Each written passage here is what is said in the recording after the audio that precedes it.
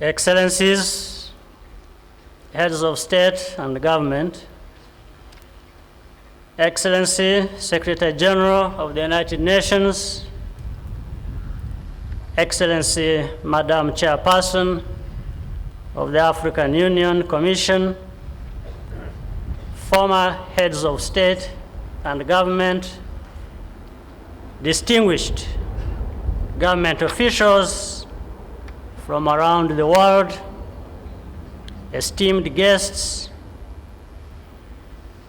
Banyarwanda, Banyarwandakazi mwese, nagira ngo muze kubanza munyemerere mvuge mu rurimi wenda bamwe mutumva, ariko ndibuze kugira n'ijambo nkomeza kuvuga no mu Kinyarwanda.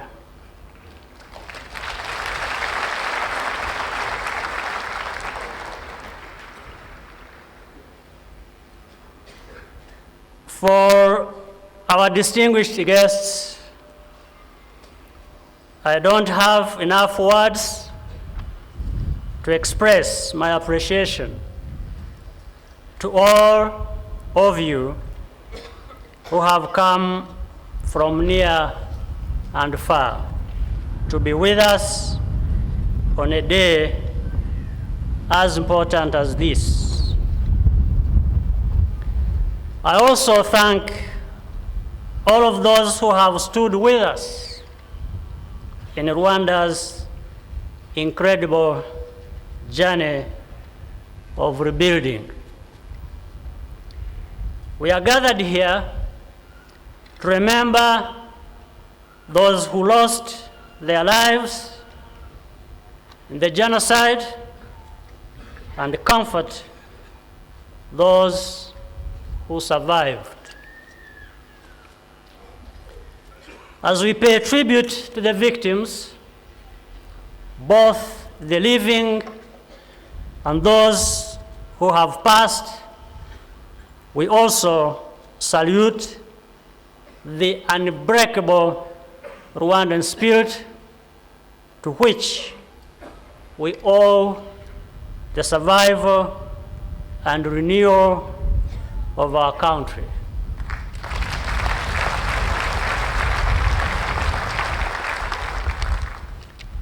Babyeyi bacu, bana bacu, bavandimwe,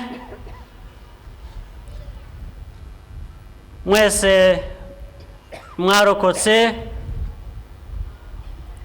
Banyarwanda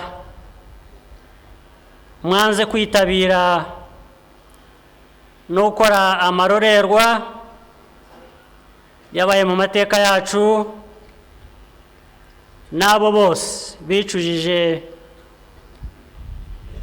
iki cyaha,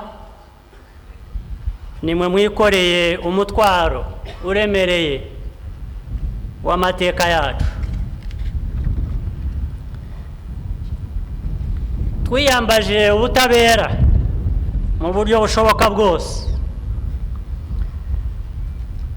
Twakurikiye inzira y'ubwiyunge, ariko ibyo ntibyasubizaho ibyo twabuze. Muri iyi myaka 20 ishize, Abanyarwanda mwaritanze, mwahagaze imbere y'imiryango y'aho mutuye kugira ngo mutange ubuhamya, mwumva n'abandi babutanga. Mwiyemeje guhangana n'ibyo byose, murangije mutanga n'imbabazi. Uko kwitanga kwanyu ni impano itagira uko ingana mwahaye igihugu cyacu.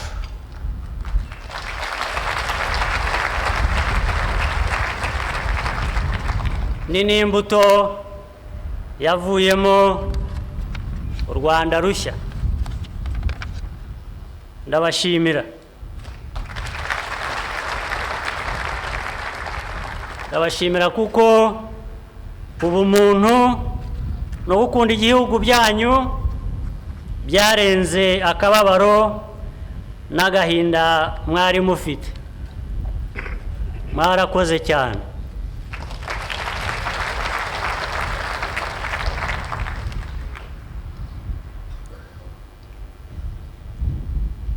To our parents, children, brothers and sisters who survived, to Rwandans who defied the call to genocide, and to those who give voice to their remorse, it is you who bear the burden of our history. We have pursued justice and reconciliation as best we could, but it does not restore what we lost. Time and again, these past 20 years, Rwandans have given of themselves. You have stood before the community to bear witness and to listen to others do the same. You have taken responsibility and you have forgiven. Your sacrifices are a gift to the nation. They are the seed from which the new Rwanda grows. Thank you for allowing your humanity and patriotism to prevail over your grief and loss. Thank you very much. It is a duty of memory that we cannot escape. Behind the words, never again, there is a story whose truth must be told in full.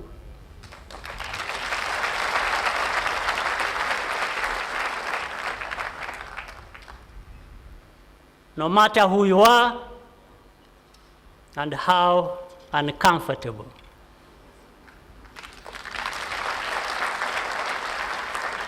The people who planned and carried out the genocide were Rwandans, but the history and root causes go beyond this beautiful country.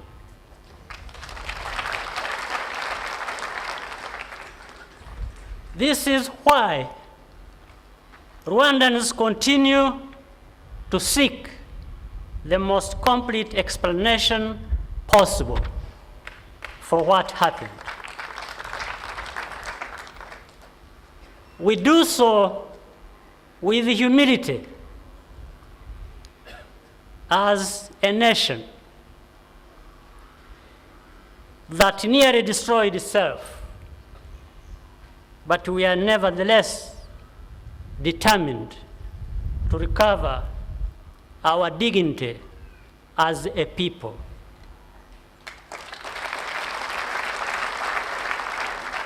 "20 years is short or long, depending on where you stand, but there is no justification for false moral equivalence. The passage of time should not obscure the facts, lessen the responsibility, or turn victims into villains.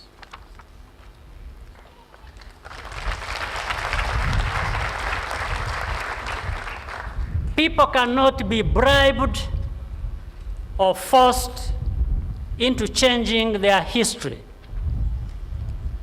and no country is powerful enough even when they think they are, to change the facts.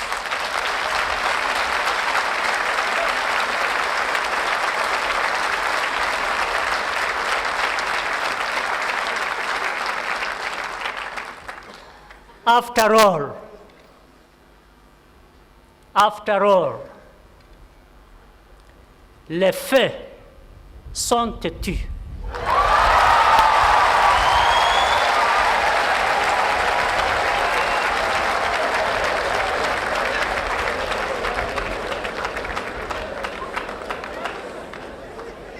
Ntabwo abantu bagurirwa kugira ngo bahindure amateka yabo. Nta gihugu nubwo cyaba kibwira ko ari igihangange gifite ububasha bwo guhindura ukuri kw'amateka y'abantu.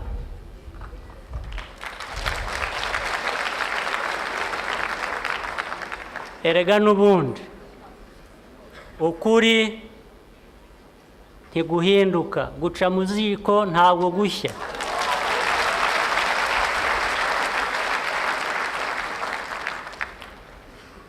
When we speak out about the roles and responsibilities of external actors and institutions, it is because genocide prevention demands historical clarity of all of us, not because we wish to shift blame onto others. And those others should have their moment to be humble in the face of historical facts.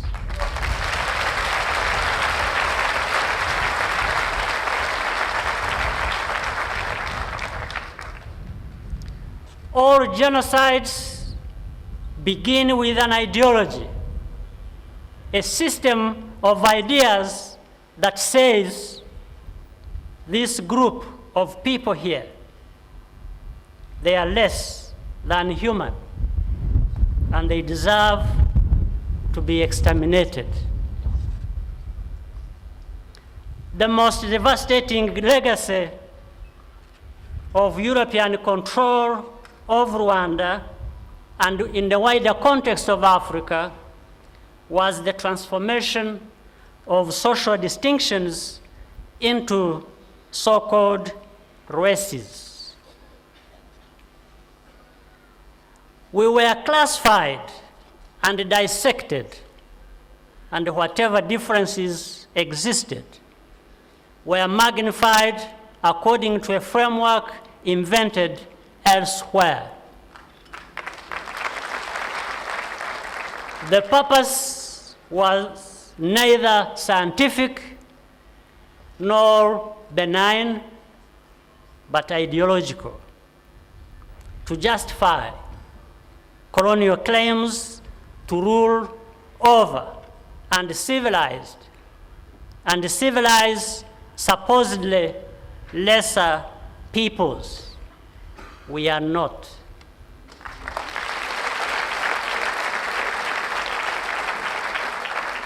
This ideology was already in place in the 19th century and was then entrenched by the French missionaries who settled here.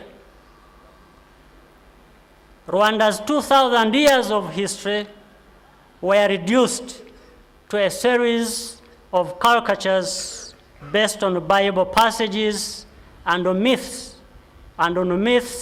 told to explorers.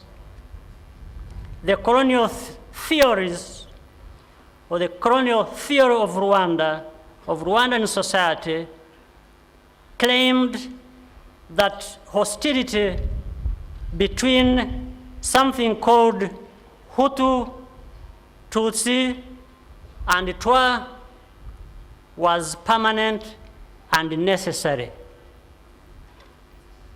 This was the beginning of the genocide against the Tutsi, as we saw it 20 years ago. with the full participation of Belgian officials and Catholic institutions, this invented history was made the only basis of political organization, as if there was no other way to govern and develop society. The result was a country perpetually on the verge of genocide.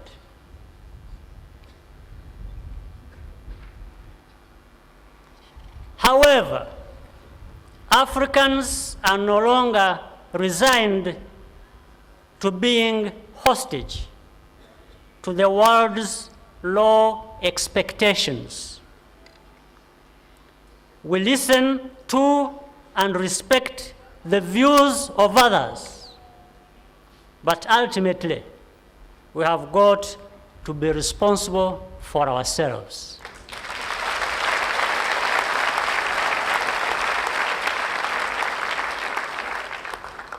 In Rwanda, we are relying on universal human values, which include our culture and traditions, to find modern solutions to our unique challenges. Managing the diversity in our society should not be seen as denying the uniqueness of every Rwandan. If we succeed in forging a new, more inclusive national identity, would it be a bad thing? We did not need to experience genocide to become a better people. It simply should never have happened.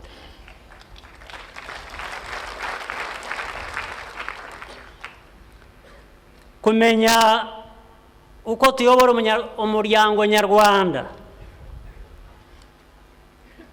n'ibyaba bitandukanye abanyarwanda ntibikwiye kumvikana ko ari ukuburizamo umwihariko wa buri muntu. None se ni bibi kubaka ibituranga duhuriyeho twese?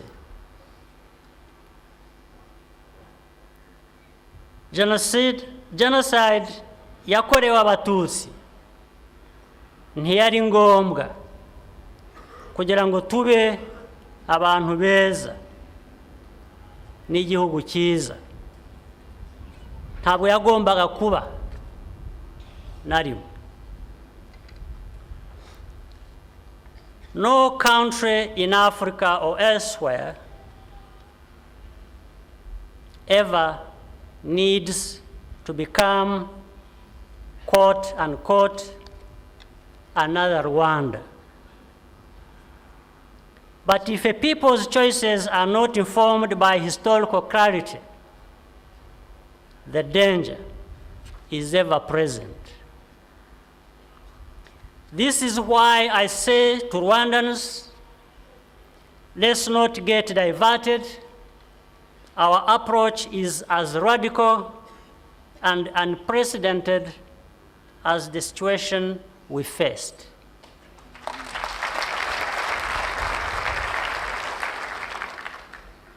The insistence on finding our own way sometimes comes with a price.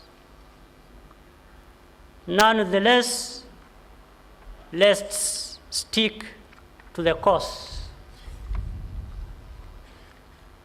Nta gihugu cyaba icyo muri Afurika cyangwa icy'ahandi aho ariho hose gikwiye guhinduka urundi Rwanda. Ariko ibi birashoboka. Ndavuga u Rwanda rwa kiriya gihe twatakaje abacu bazira baribo. ariko ibi byose birashoboka iyo ibyo abantu bahisemo n'ibyo bakora bidashingiye ku mateka asobanutse. Iyi niyo mpamvu mbwira abanyarwanda ntituzate umurongo. Uko dukora ntibisanzwe, nk'uko iyo twanyuzemo nabyo bidasanzwe. Gutsimbarara ku gushaka uburyo butubereye rimwe na rimwe bifite ikiguzi, ariko tugomba gukomeza mu nzira twahisemo. To our friends from abroad, I believe you value national unity in your own countries where it exists. Where it doesn't, you are working to build it, just as we are.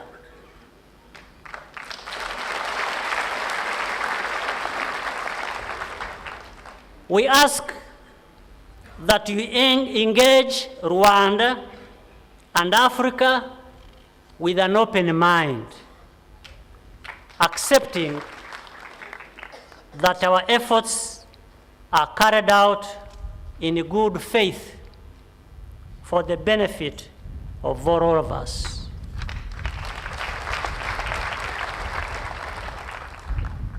For those who think for Rwanda or Africa to be governed properly by its people, by the leaders chosen by these people, still requires endorsement. They are still living in too distant past.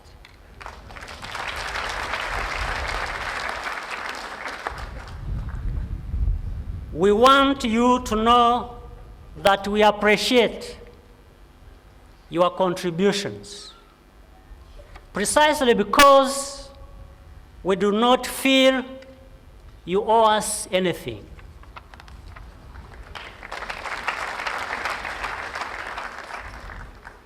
Fellow Rwandans, dear friends, Rwanda was supposed to be a failed state. Watching the news today, it is not hard to imagine how we could have ended up. We could have become a permanent UN protectorate with little hope of ever recovering our nationhood. We could have allowed the country to be physically divided, with the groups deemed incompatible assigned to different corners. We could have been engulfed in a never-ending civil war with endless streams of refugees and our children sick and uneducated. But we did not end up like that.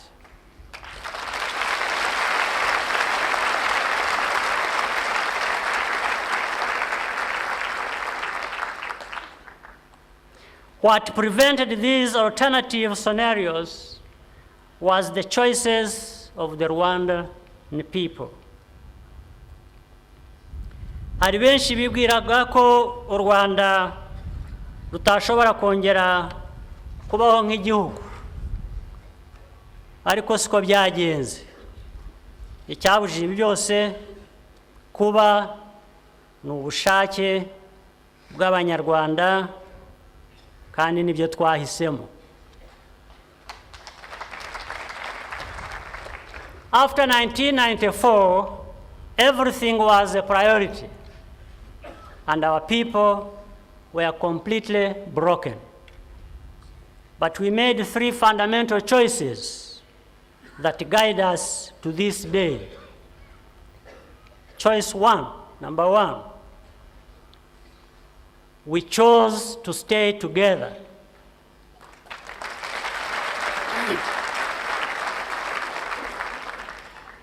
When the refugees came home, we were choosing to be together. When we released genocide suspects in anticipation of Gacaca, we were choosing to be together. When we passed an inclusive constitution that transcends politics based on division and entrenched the rights of women as full partners in nation building for the first time, we were choosing to be together.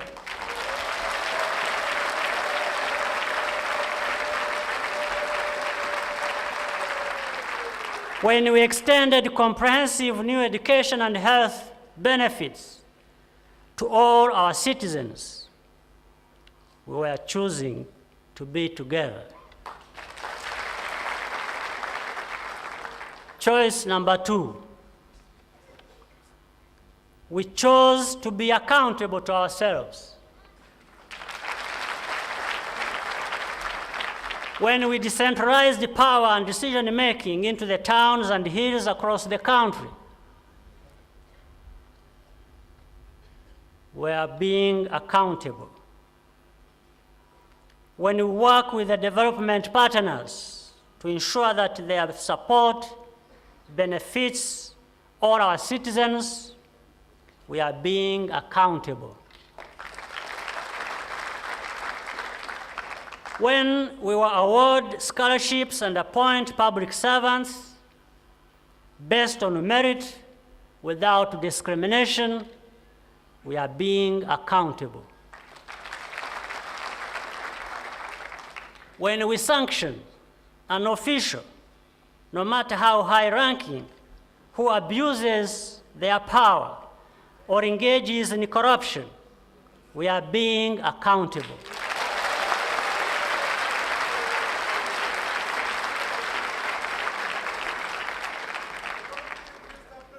As a result, our citizens expect more from government, and they deserve it. Choice number three. We chose to think big.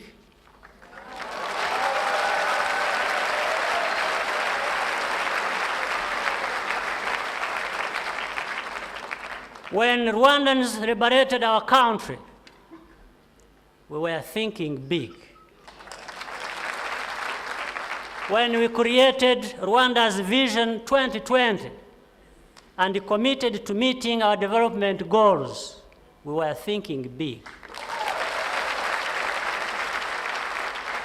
When we decided to make Rwanda attractive to businesses, we were thinking big. When we invested in a broadband network that reaches all our 30 districts, we were thinking big. When we became a regular contributor to United Nations and African Union peacekeeping missions, we were thinking big.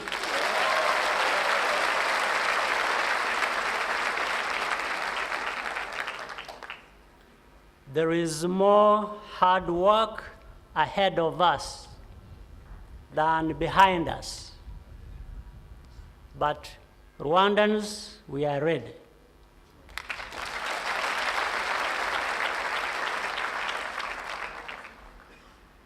Nyuma ya Genocide yakorewe Abatutsi, buri kintu cyose cyari ngombwa, cyari ingenzi. Abanyarwanda bari barazahaye, ariko twahisemo ibintu bitatu by'ingenzi tugenderaho na n'uyu munsi. Icya mbere, twahisemo ubumwe, kuguma turi umwe aho gucikamo ibice. Icya kabiri, twahisemo twebwe ni uko ubwacu tugomba kwihitiramo ibitubereye kandi ibyo dukora bikagaragarira abo bose bikwiye kuba bikorerwa. Icya gatatu twahisemo ni ukureba kure.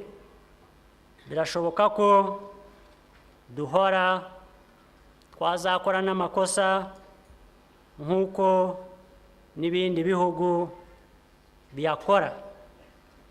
Turayemera kandi ndetse tukanayavanamo amasomo. Akazi kari imbere ni kenshi kandi karakomeye,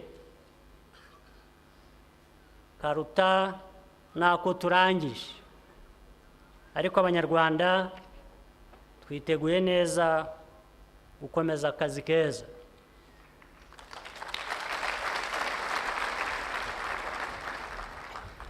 A few years ago, at a commemoration event, I met a young man who was one of the 12 people pulled alive from under 3,000 bodies in a mass grave at Murambi. He still lived nearby, totally alone. When the perpetrators he recognized came home from prison, he was understandably terrified. When I asked him how he managed, he told me, "I could not do it unless I was convinced that these impossible choices are leading us somewhere better."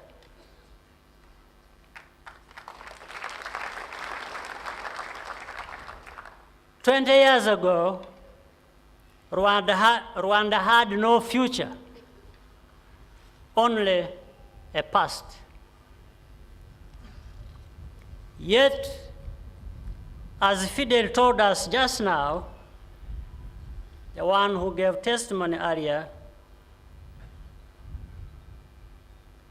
today we have a reason to celebrate the normal moments of life that are easy for others to take for granted. If the genocide reveals humanity's shocking capacity for human cruelty, Rwanda's choices show its capacity for renewal. Banyarwanda, Banyarwandakazi, imyaka 20 ishize u Rwanda rwasaga nk'urudafite aho rugana, nta ejo hazaza uretse ahashize. Ariko nk'uko Fidel yabitubwiye mu kanya kashize, ubu dufite impamvu yo kwishimira no kwizihiza ibintu bisanzwe mu buzima rimwe na rimwe tudatekerezaho cyane ariko abandi bafata nk'ibintu bya buri munsi bidatangaje.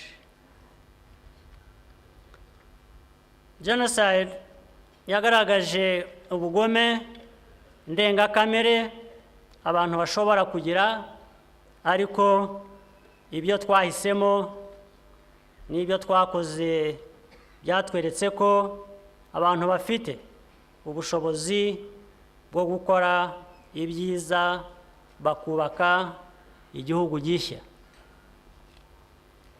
Dear friends, today half of all Rwandans are under 20 years old. Nearly 3/4 are under 30. They are the new Rwanda.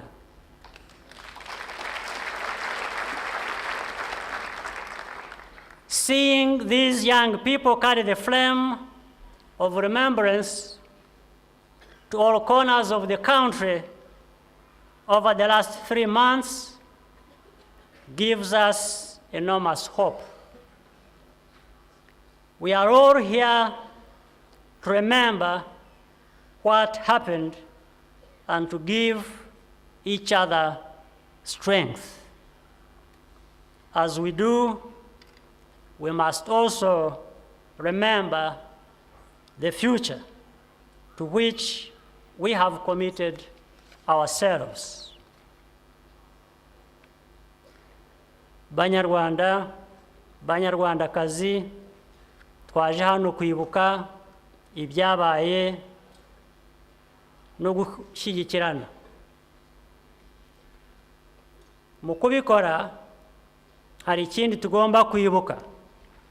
Tugomba kwibuka ejo twiyemeje kandi tukahagera. Murakoze cyane. Thank you all very much.